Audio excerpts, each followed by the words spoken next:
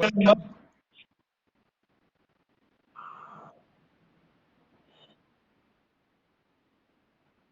Wait, question number 11। Actually question जो है यहाँ पर दिया गया था 154, जबकि मैंने एक्चुअल दूसरी एनसीईआरटी में देखा 2 है यहाँ पर। तो which term of the 3, 15, 27, 39, on goes on. A is equals to 3 and D is equals to 15 minus 3. 15 minus 3 equals to 4. Now it will ask that which term of the 80 is 132 more than its 54th term. So let nth term be 132 more than its 54th term. Okay. Let nth term be 132 more than its 54th term. तो nth term जो है 132 ज्यादा होगा किससे? 54th term से। an minus a54 equals to 132। यहाँ 132 है, मेरे साथ लगाते रहिए जल्दी जल्दी। a plus n minus minus a plus 53 equals। Please mute your mic बेटा, इसमें बार बार डिस्टरबेंस होता है ना, इस तरीके से आप करते हैं तो फिर। शिल्पी यादव, फोन नहीं आता बेटा क्या?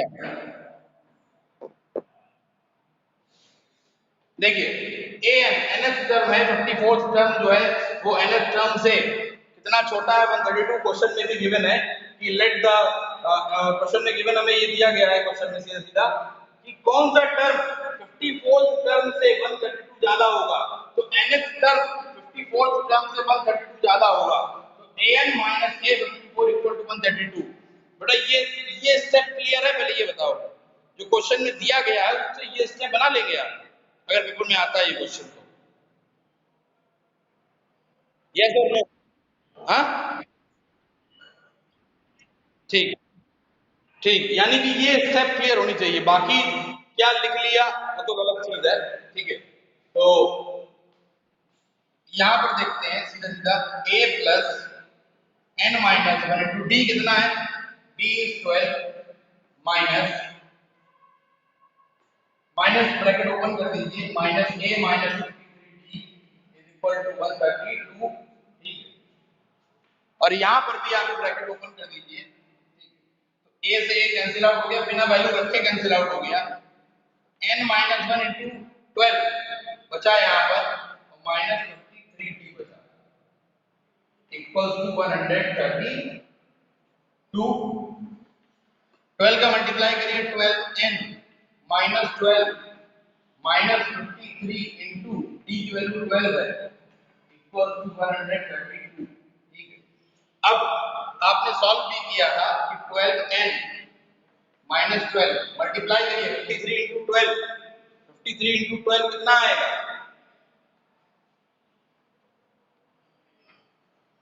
निकाला था आपने अभी?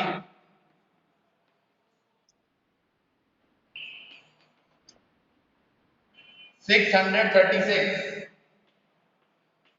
232।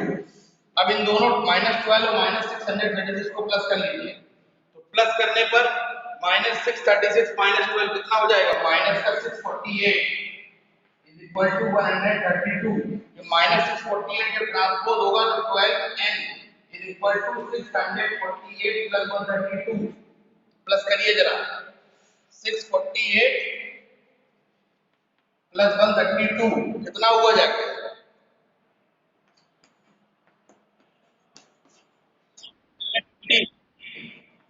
780 हुआ, 82 नहीं हुआ, 780 हुआ। 12n is equal to 780, n equal to 780 upon 12 को कैंसिल आउट करिए जरा। 12n equal to 780 upon 12, 780 divided by 12 करिए, कितना आ रहा है आंसर? 65। n equals to 65। यानी 65th टर्म ही हमारा वो टर्म होगा जो कि 54th टर्म से कितना बड़ा है, 132 बड़ा है। ठीक है, तो लिखेंगे हम यहाँ पर क्या लिखेंगे, 65th term, 65th term is greater than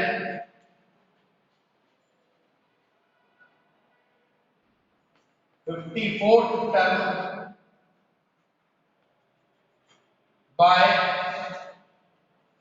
132. 65th term is greater than 54th term by 132. ठीक है, तो इसका स्क्रीनशॉट ले लीजिए, ये फाइनल सही आंसर है। ठीक है, वहां पर मिस प्रिंटिंग की वजह से 154 हो गया था, ये 132 है। ठीक है ना क्वेश्चन में ना। ओके, इमेज क्लियर नहीं आ रही है, मैं इसकी पिक लेके आपको भेज दे रहा हूं। ठीक है,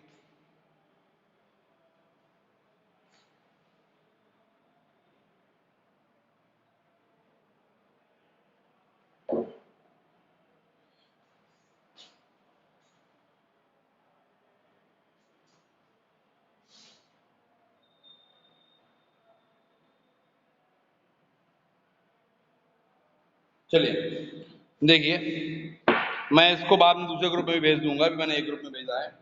now next question, question number 12। Yes बताइए।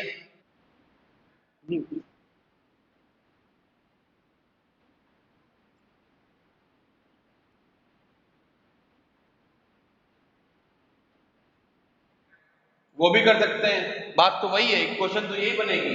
A54 की वैल्यू निकालोगे, A54 की वैल्यू ट्रांसपोज करोगे इधर की तरफ, ये माइनस का इधर जाके प्लस का हो ही जाएगा, तो वो वैल्यू 132 में ऐड हो जाएगी, जो आंसर आएगा वो किसके इक्वल हो जाएगा, an के इक्वल हो जाएगा। बनना तो यही है, नहीं समझे? हाँ ठीक है। Now question number 12, question number 12 देखिए।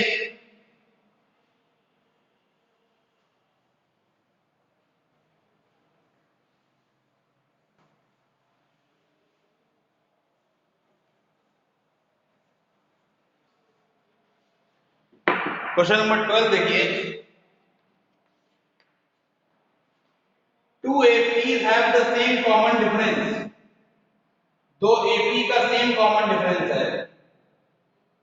ठीक है, कॉमन डिफरेंस सेम है, यानी let the first AP be A1, late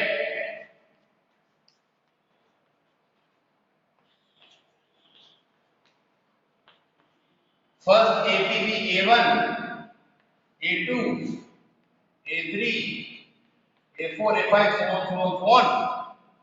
ठीक है, क्लियर। एंड सेकेंड AP जो है वो क्या है, B1, B2, B3, B4, B5 so on। ठीक है, and they have the same common difference, they have the same common difference, it means D1 equals to D2। ठीक है, D1 is the common difference for first AP, D1 is the, D2 ना देखिए, इसको हम जो है वो D is equals to D1 ले लेंगे, so D is the common difference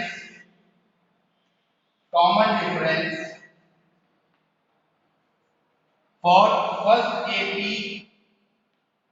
and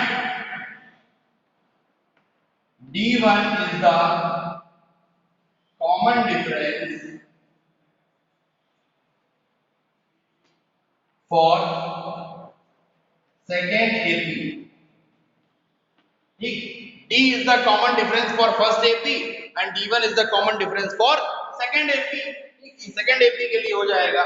ठीक, अब कॉमन डिफरेंस सेम है and the difference between their 100th term, अगर 100th टर्म के बीच का डिफरेंस अगर हम निकालें तो मतलब A100 माइनस B100, भाई फर्स्ट AP का 100th टर्म क्या होगा बताइए, फर्स्ट AP का 100th टर्म होगा A100 और सेकेंड AP का 100th टर्म होगा B100, और निकालना आपको किस टर्म का है, इनके 1000 टर्म के बीच का डिफरेंस निकालना है। हालांकि आपको जो दिया गया है, ठीक है ना, वो क्या दिया गया है, 100 टर्म के बीच का जो डिफरेंस था 100 है। ये इंपॉर्टेंट क्वेश्चन है, बोर्ड के पॉइंट ऑफ व्यू से बहुत ज्यादा इंपॉर्टेंट क्वेश्चन है। A100 minus B100 equal to 100, यानी 100 टर्म के बीच का डिफरेंस 100 है। तो 100 टर्म को ओपन करेंगे, A plus 99D minus B plus 99D1, भाई कॉमन डिफरेंस सेकंड एक के लिए क्या है, D1 है, ठीक है ना, इतना क्लियर हो गया। अब देखिए A plus 99D minus B minus D1 को हम D लिख सकते हैं, तो ये भी कितना हो गया 99D इक्वल टू 100, ठीक है। कॉमन डिफरेंस सेम है, 99 कैंसिल आउट हो जाएगा, क्योंकि कॉमन डिफरेंस सेम है तो ये कैंसिल आउट हो जाएगा। अब जब कैंसिल आउट हो जाएगा तो क्या बचेगा, कैंसिल आउट होने के बाद क्या बचेगा, A minus B, A minus B equals to 100, ठीक, A minus B equals to 100, ये हो गया equation number 1। Now we have to find out the difference between their thousandth term. We have to find out the difference between their thousandth term. तो thousandth term के बीच का difference निकालना है भाई। So A1000 minus B1000, A1000 कितना हो गया, A plus 999D minus B plus 999B1, ठीक है ना। A1000 और B1000 यानी कि इनके दोनों के 1000 टर्म के बीच का डिफरेंस निकालना है। So first of all you can take the screenshot, then I will proceed.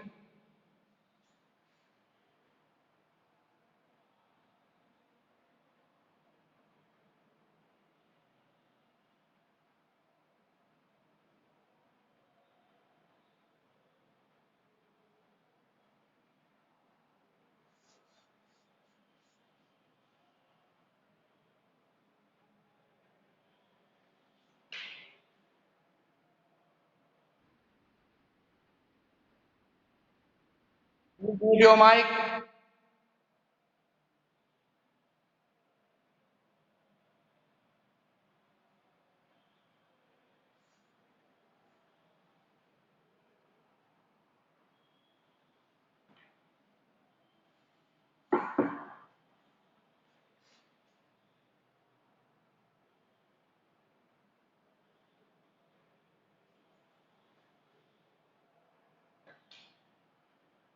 Okay. So now I think you have taken the screenshot. Now we'll proceed.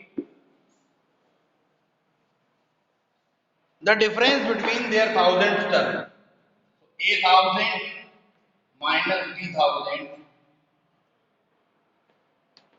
equals to A plus 999D minus B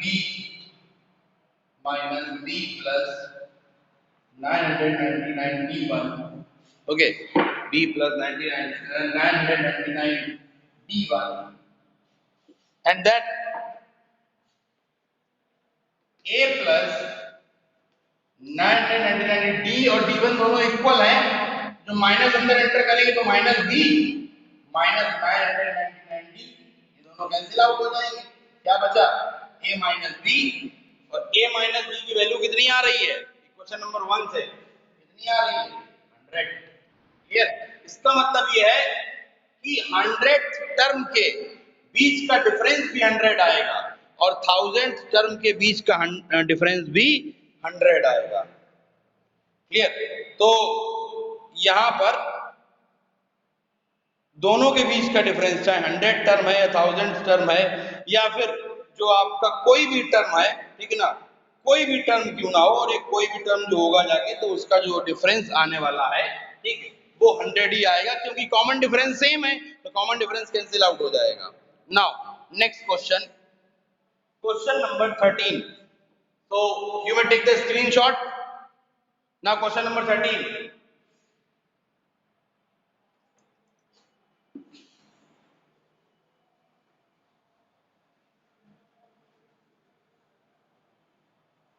Now question number 13. How many three-digit numbers are divisible by 7? How many three-digit numbers are divisible by 7? So three-digit number जो है कितने 7 से divisible होंगे हमें ये find out करना है कि कितने ऐसे नंबर होंगे जो थ्री डिजिट होंगे और 7 से divisible होंगे. तो पहला नंबर बताइए जो कि थ्री डिजिट होगा और 7 से divisible होगा. ठीक है. तो फर्स्ट नंबर देखिए पहली बात तो very good. Three digit number 100 से स्टार्ट होते हैं. Very good. You are absolutely correct. 105. So actually the first number that is divisible by 7 is 105. Now next number is 112. Next number 119. And first number which is divisible by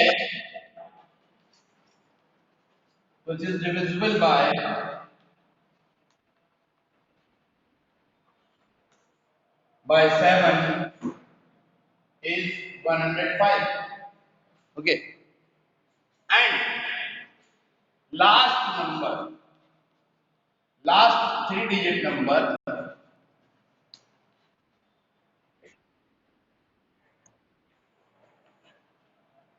which is divisible by 7 is last digit number क्या होगा बताइए. Last number क्या होगा. हाँ is 994. अब divide करके देख लेते हैं, कोई रिस्क नहीं लेंगे. ठीक है. लास्ट डिजिट नंबर डिवाइड करिए. देखिए last digit three digit number क्या आता है, मैं आपसे पूछता हूँ लास्ट थ्री डिजिट नंबर क्या होता है. 999. ये ग्रेटेस्ट थ्री डिजिट नंबर है. आप 7 से डिवाइड करिए इसको. 7 1 जा 7, 2 बचा. ठीक है. 7 4 जा 28, 1 बचा, 19 आया. 7 2 जा 40. रिमाइंडर कितना आया 5. रिमाइंडर 5 आया. इस रिमाइंडर को 999 में से माइनस कर दो. 999 में से अगर आप रिमाइंडर को माइनस कर देंगे तो जो नंबर हमको मिलेगा दैट इज 994. ये नंबर एग्जैक्टली डिविजिबल माना जाएगा क्योंकि बच क्या रहा है, बच तो रिमाइंडर ही रहा है. अगर रिमाइंडर को माइनस कर दीजिए डिविडेंड में से तो जो आंसर आने वाला है वो टोटली डिवाइड होगा. इसका मतलब जो सबसे बड़ा थ्री डिजिट नंबर है जो कि 7 से डिविजिबल होगा वो होगा 994. एब्सोल्युटली करेक्ट है ये हमारा आंसर. ठीक है ना. कितना है 994. I think it is clear to you all. Okay 994. Now you have to find that from 105 to 994 how many terms are there, how many numbers are there, how many terms are there. It means you have to find out the value for the n. Total number of terms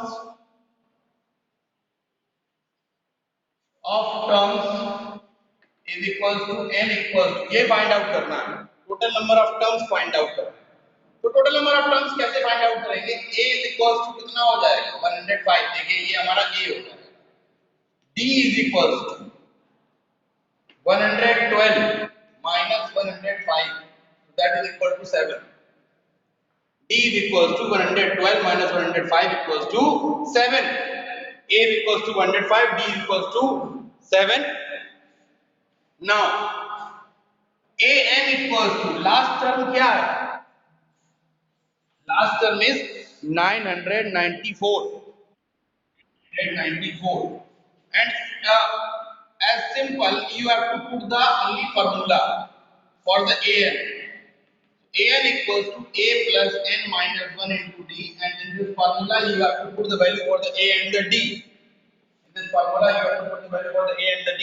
The a is 105 plus n minus 1 into the value for the d is 7 is equal to 994. Now n minus 1 into 7 is equal to 994 minus 105. Now n minus 1 whole into 7 is equal to 994 minus 105 कितना आया? कितना आया? 789. Clear?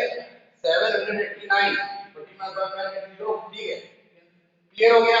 अब divide करिए, divide हो रहा है? नहीं, 789 नहीं आएगा, गड़बड़ हुआ है। ठीक है, 789 नहीं आएगा यहाँ पर, 9 and it is 8 and it is 8, that is 889. Actually it is 889. ठीक है ना? कितना आया? 889 आया। माइनस करिए फटाक से जरा अपना आप, जल्दी। कितना आ रहा है आपका आंसर?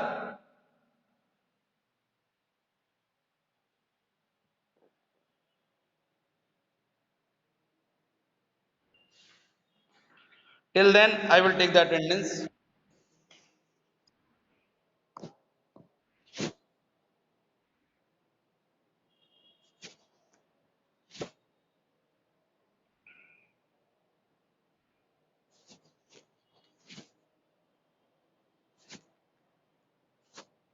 ओके, सो कितना आ रहा आंसर बताइए जल्दी से। नहीं, माइनस करने पर कितना आ रहा है? माइनस करने पर कितना आ रहा है?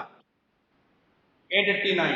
ठीक है, 889 n minus 1 equals to 889 upon 7। ठीक है, मल्टीप्लाई में 7 था, डिवाइड में हो जाएगा, कैंसिल आउट करिए, कितना आ रहा है बताइए?